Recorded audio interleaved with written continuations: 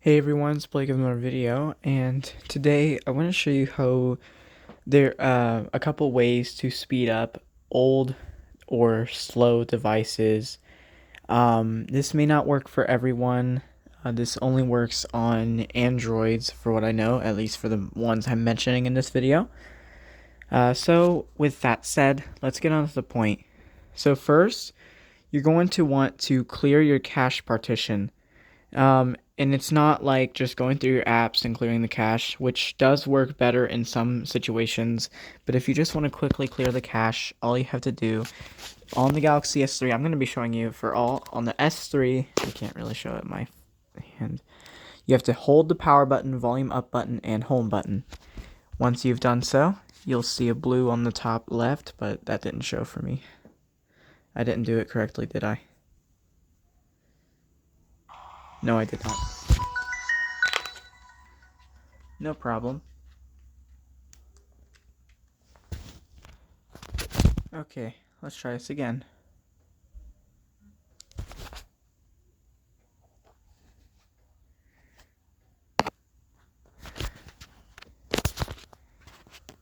Okay, the blue showed up on mine before I unpaused the video. Sorry about that bad start. Alright, so now once you're in the recovery menu, you use the volume down to go down, volume up to go up, and power to select. Be careful when you're doing this, however, because there is a button called Wipe Data Factory Reset. For young kids who are watching this or people who don't know, this clears all of your data on your device. Do not do that.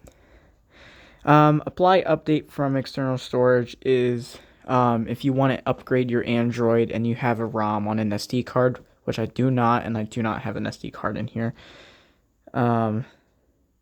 ADB, I'm not exactly sure. So skip wipe data and we go to wipe cache partition. Once that is done, we hit reboot system. Now, it's similar on the Galaxy Tab too. However, all you have to do is hold the power button and volume down button, I believe. Yes, okay.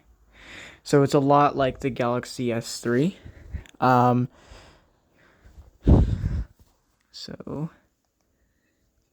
Okay, now the Galaxy Tab is a little weird. Whenever you hold it in vertical and click what would be down, it's not volume down. So it's like the controls are upside down. So it's volume up to go down. So same thing, wipe cache partition. Oh, this one didn't work. I don't know what's wrong with that. But here we go. It's complete. On the camera, there seems to be a tiny bit of screen burn in, which I'm not surprised. Anyway.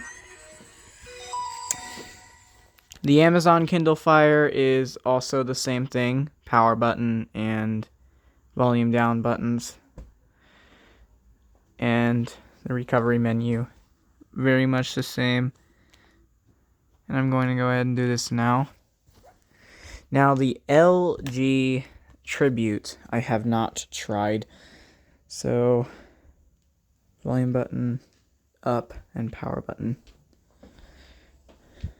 That's common for the newer Androids is volume button up and power. Okay, let's try this again. It crashed. My LG.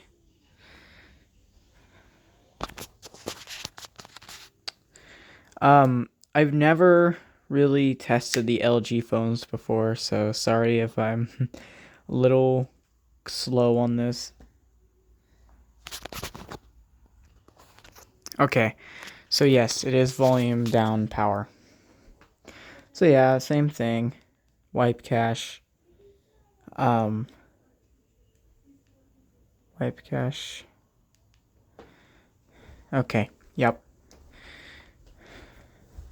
So yes, now that's one of the two ways of speeding up your phone a little bit. The other way to speed it up a little bit more by clearing more cache. This doesn't clear for what I've seen and tested.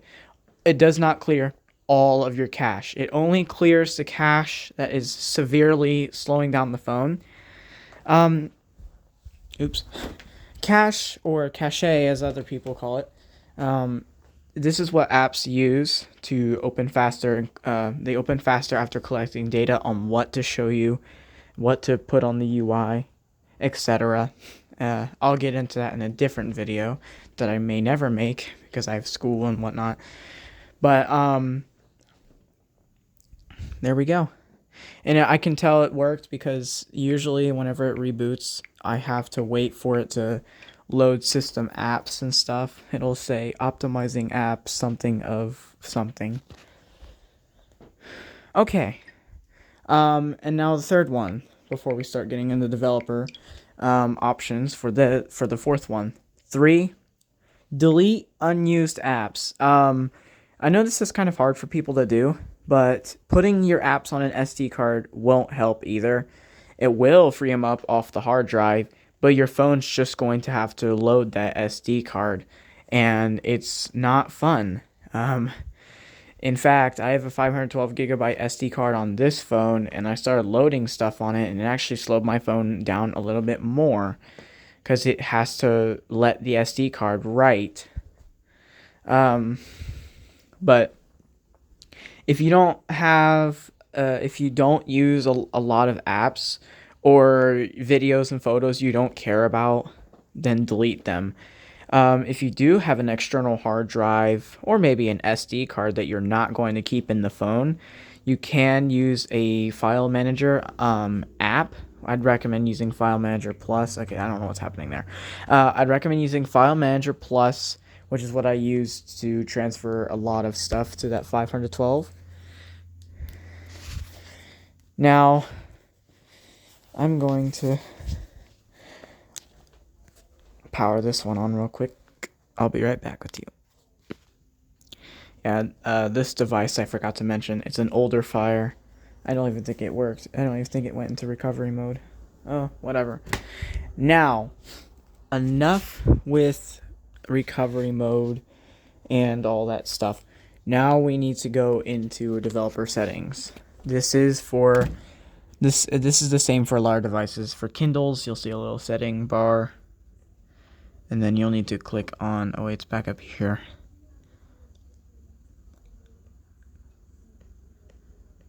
Device options. And then you click on About Fire Tablet and you hit build number. But as you can see, I've already done that, so I already have developer options. Now, this is mostly the same for a lot of devices. You'll see some stuff that's not new, or no, not usual to you.